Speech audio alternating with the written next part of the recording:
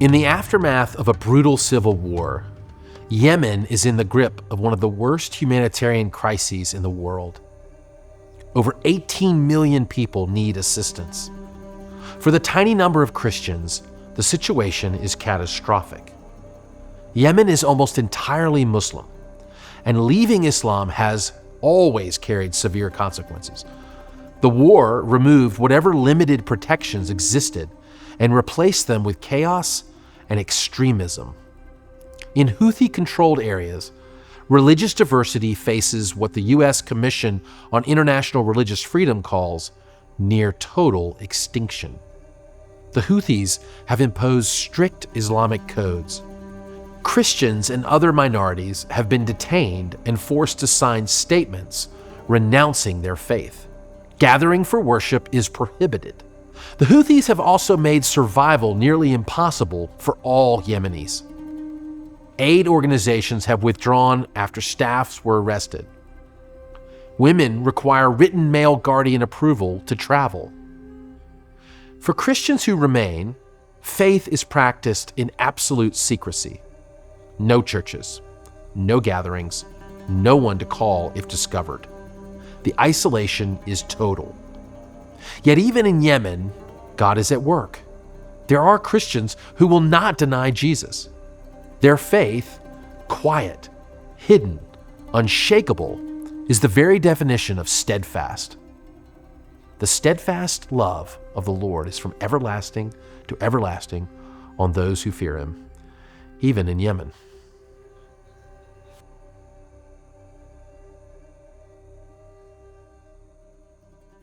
They are living in very small groups, like even their churches, small in number, like 3 to 10 people max.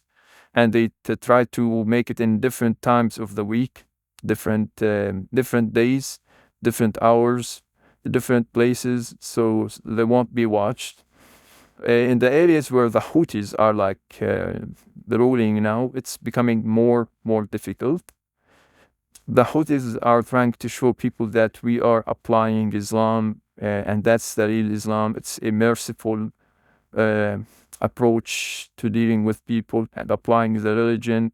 But while doing that kind of mask, Christians are being in a bad situation because, they can't share their faith. Even one person was telling me, I can't eat at all during the month of Ramadan, the fasting month of Ramadan. While if somebody was eating and he's an atheist, for example, and agnostics, and he was asked, why are you eating? In this kind of holy month, you shouldn't eat on the streets. And he'll tell, I don't believe in God, for example. They will say, oh, you have to repent and go back to God, and that's it. But if they know that you're eating for that or violating any of the rules of Islam or the rules, and you are a Christian, you're a convert, you might be killed on spot, so there's no tolerance. But there's this kind of fellowship as much as they can do it, and they love each other, that's what the church is for and what should represent the Lord's love. So they know all the essentials in Christianity. So when I talk with them, even they know it purely, without this distortion that happens in the current days, like the Bible plus something else. No, they know the Bible, which is really good, and they don't know anything about differences between denominations, and they know right and wrong, and they are very simple in their faith. So they stay calm when everybody's aggressive against them. And they refuse to mirror the cruelty of the culture. They are decent, they are nice people. They don't imitate what the culture is about now. And that's like kind of where they're living. But the good thing, they are anchored in the Lord, very good, very much.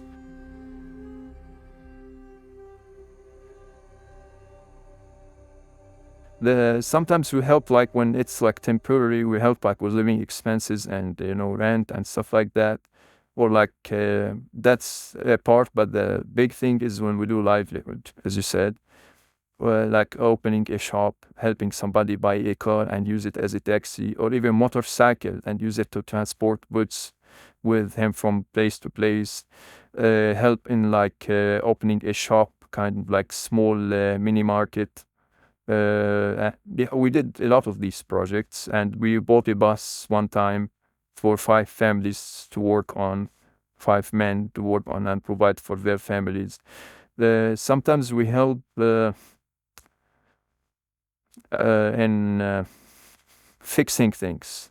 Let's say somebody is like he cannot fix his car or like fix his roof. We help in those as well, not only livelihood, so they don't lose their place of stay, for example, or like their source of income.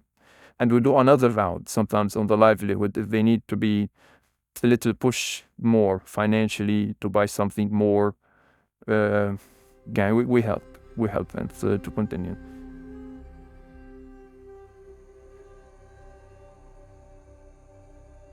Yeah, one our helpers there, and he was like arrested. He was in prison actually. In his jail cell, he found a nail on the floor. I don't know what the nail is doing there, but he found a nail, and he started scratching on the wall a verse from the Bible that there's only one name that can save us, Jesus Christ. And I said, like, why did he do that? It's like too much. He said, like, because he's the one I'm suffering for. He suffered for me. I'm suffering for him. I don't have but him. He's the only one that is the mediator between God and man, Jesus Christ. And then the guard came and saw him like doing this, and he was waiting for him to finish. And when he finished, he said, like, you believe in that thing? He said, yes, I do. That's what I'm here for, And the other story that happened when this one of our helpers was like between different places, moved from one jail to the other, and he was in like where he's alone in the cell. But the last jail he was in, he was with a group of people, like 30 of them. And they have a lot of time. They talk, chat, and what's your accusation? What's your accusation? All these questions. And one guy said, I believe in Jesus Christ. That's my accusation. And my helper there, he said, like, that's my accusation as well. He said, actually, we are 4 now in this jail. So there are 4 Christians that met each other in the jail. So they encourage each other while they were like in a very tough situation. 2 of them were released from that jail. 2 are still there, but in other jails we have about 38 people that are still in jail at this time.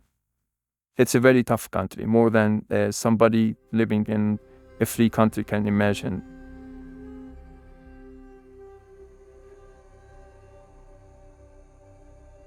I mean, they are defending their faith in whatever way. For example, like one of the group of university students that I know very well, they provided Bibles for everybody to take after they leave the seminar. So they are defending their faith in whatever. So they said, at least we plant the seed, because the Bible cannot be brought to Yemen legally. But as a university, they can order it, and the university ordered it just for comparison purposes, because they need all the other religions. And in that meeting, they more than 60 Bibles were distributed. And I saw pictures, which shared with me, then they deleted them immediately, of ladies that are covered in hijab, and not only hijab, you can see only their eyes. They are students at that university. They are taking the Bible and reading at the end of the seminar. So they are doing whatever they can in their country and talking to people.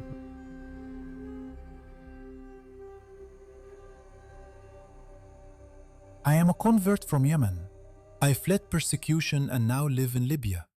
I have been harassed by neighbors, arrested, and tortured by militias. I suffer from severe trauma and health issues. Pray for my asylum case to be approved and for the Lord to bring full healing to my life.